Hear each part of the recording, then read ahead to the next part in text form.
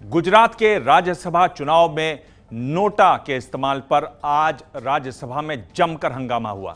कांग्रेस के नेताओं के साथ साथ समाजवादी पार्टी और बीएसपी ने भी यह मुद्दा सदन में उठाया। कांग्रेस का आरोप है कि गुजरात में उनके उम्मीदवार सोनिया गांधी के करीबी अहमद पटेल को हराने के लिए बीजेपी ने यह नई साजिश रची है।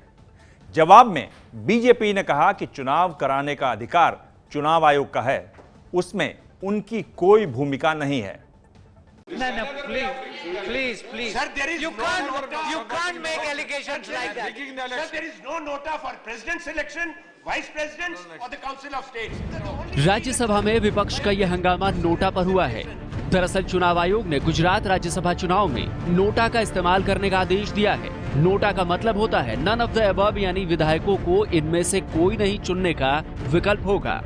सूत्रों के मुताबिक एक के बाद एक गुजरात कांग्रेस के विधायकों के इस्तीफों से परेशान कांग्रेस अपने 44 विधायकों को बेंगलुरु तो ले गई, लेकिन पार्टी को लगता है कि नोटा का विकल्प इसीलिए दिया जा रहा है ताकि जो विधायक टूट नहीं सके वो आखिरकार इस तरह से कांग्रेस नेता अहमद पटेल के पक्ष में वोट न डालें।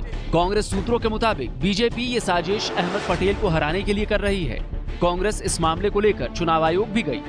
बगैर कानून में संशोधन करे नोटा का प्रावधान जो इनडायरेक्ट चुनाव होता है, राज्यसभा का हो, लेजिस्लेटिव काउंसिल का हो, उस चुनाव में नोटा का प्रावधान आप नहीं रख सकते।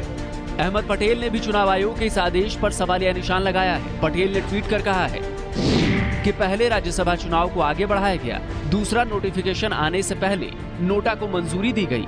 वजह क्या है ये चुनाव आयोग को ही पता है। दरअसल गुजरात राज्यसभा के चुनाव राष्ट्रपति चुनाव से पहले होने थे, लेकिन इसे उस वक्त स्थगित कर 8 अगस्त को कर दिया गया। बीजेपी के ऊपर लग रहे इन आरोपों का राज्यसभा में नेता सदन अरुण जेटली ने जवाब दिया। There was a judgment of the Supreme Court which provided for a nota option.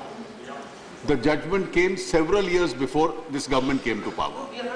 The Election Commission, pursuant to that judgment, has issued some notification under Article 324.